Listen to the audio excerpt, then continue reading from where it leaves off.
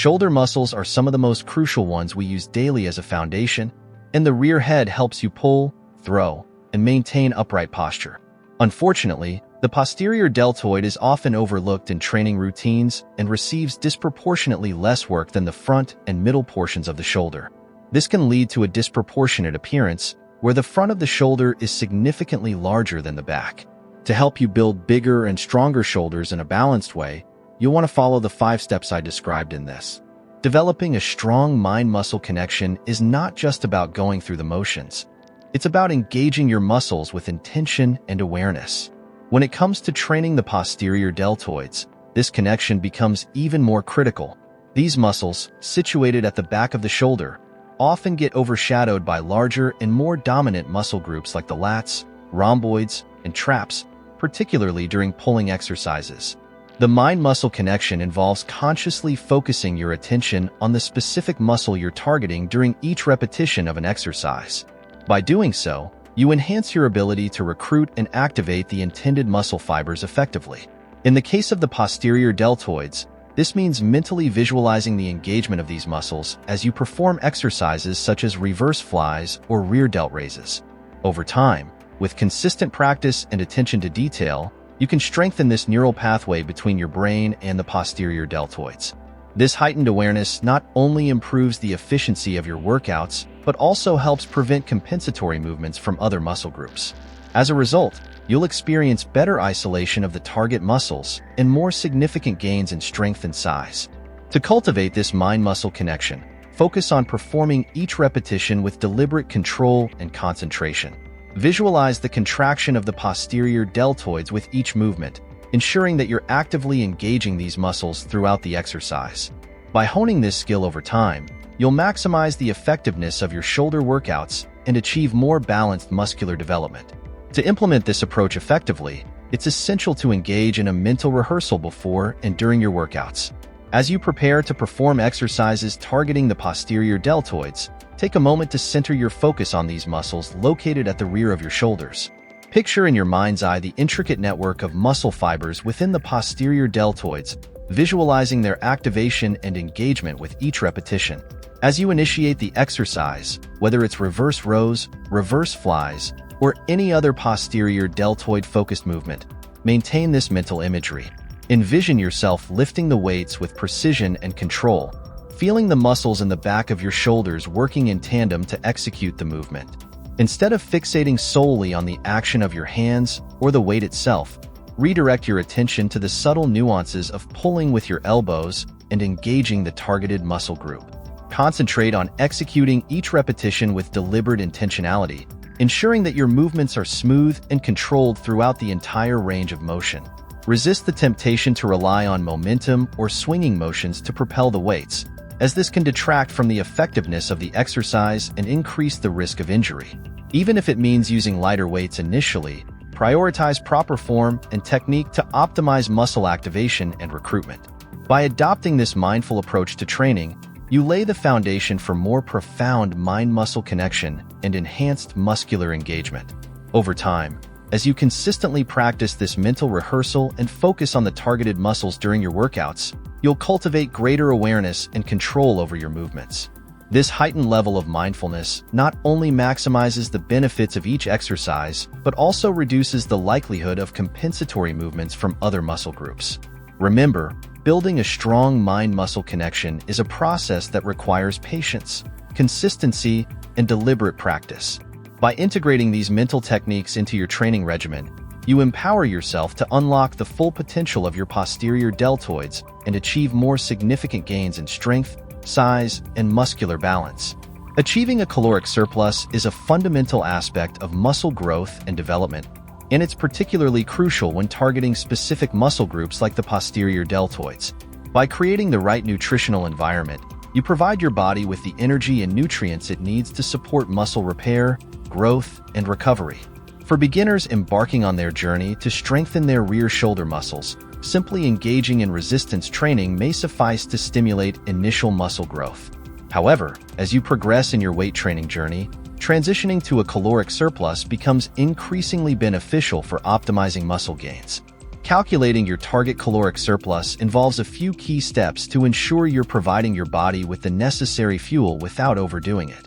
For men, a common approach is to multiply your body weight by 15 and then add an additional 250 to 500 calories to that number.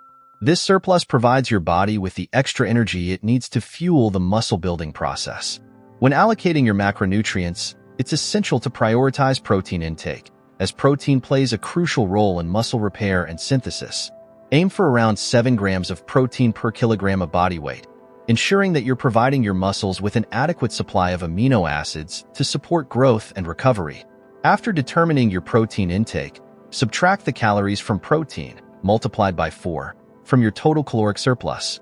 The remaining calories can be allocated to fats and carbohydrates, which serve as additional sources of energy to fuel your workouts and support overall metabolic function. Beyond simply providing energy, a caloric surplus ensures an abundance of essential nutrients, including vitamins, minerals, and micronutrients, all of which are vital for muscle function and recovery. By focusing on nutrient-dense foods, you optimize not only muscle growth but also overall health and well-being. Furthermore, consuming a surplus of calories from nutrient-rich sources can positively impact various physiological processes that contribute to muscle growth. For example, nutrient-rich foods can enhance hormone production, such as testosterone and insulin-like growth factor 1, IGF-1, which play key roles in muscle development. Additionally, maintaining a caloric surplus can help regulate cortisol levels, minimizing the catabolic effects of stress on muscle tissue. In essence, adopting a caloric surplus strategy provides your body with the fuel and nutrients it needs to maximize muscle growth and development. By carefully calculating your calorie intake and prioritizing nutrient-dense foods, you create an optimal environment for achieving your fitness goals and enhancing your overall physique. The third step is to effectively train the rear head with appropriate exercises. Even though compound exercises like bench press and overhead press effectively stimulate the front and middle part of the deltoid, they don't do much for the posterior portion. You still need to ensure you're not using momentum and that your mind is always active, focused on engaging the back of your shoulders. In addition to maintaining good form, it's absolutely necessary to get stronger with these exercises and increase the difficulty and stress placed on your muscles over time. This is known, of course, as progressive overload, and it's an absolutely necessary rule to follow for muscle growth. You can, of course, also increase the number of sets or repetitions to progressively overload your rear delt exercises. However, one of the most effective and simple ways of progressive overload is to increase the intensity or weight load you use over time. That's why I strongly recommend you simply focus on getting as strong as possible in the exercises I just went over while maintaining proper form. Finally, the last step is to change your exercise routine at least once every 6 to 8 weeks. Here's the thing. No matter how hard you push to lift heavier weights, train harder, and progress, you'll hit a plateau that typically maximizes progress by starting a new exercise. But then your body adapts to the stressor, and progress always slows down.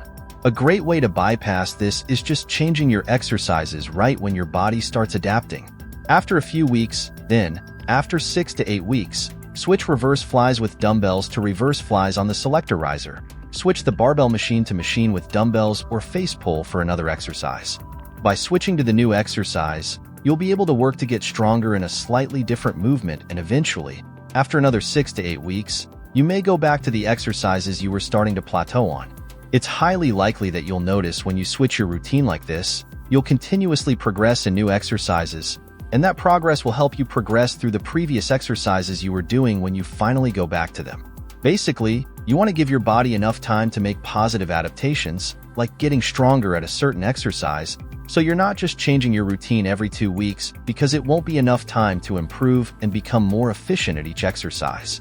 But around the 6th to 8th week is when you're getting stronger in reverse flies or high rows or any exercise. In that case, it's a good idea to change and challenge your body with a new one.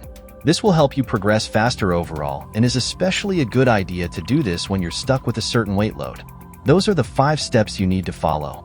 I guarantee that if you follow these steps, you'll have bigger and more proportionate rear deltoids in no time. Also, if you want more exercises for the back of the shoulders to change up your routine, I made a previous video describing the perfect form for the best exercises for the back of the shoulders. Thank you for dedicating your time to learn more about developing posterior deltoids. If you found these tips helpful and are seeking further guidance to enhance your workouts, check out my previous video where I detail the perfect form for the best exercises aimed at the back of the shoulders. Don't forget to subscribe to the channel for regular updates and keep learning about fitness and muscle building. Your training journey is important to me, and I'm here to provide the support you need. Together, we can achieve your goals effectively. Thank you very much for your dedication and interest. Stay strong and follow us for more valuable content.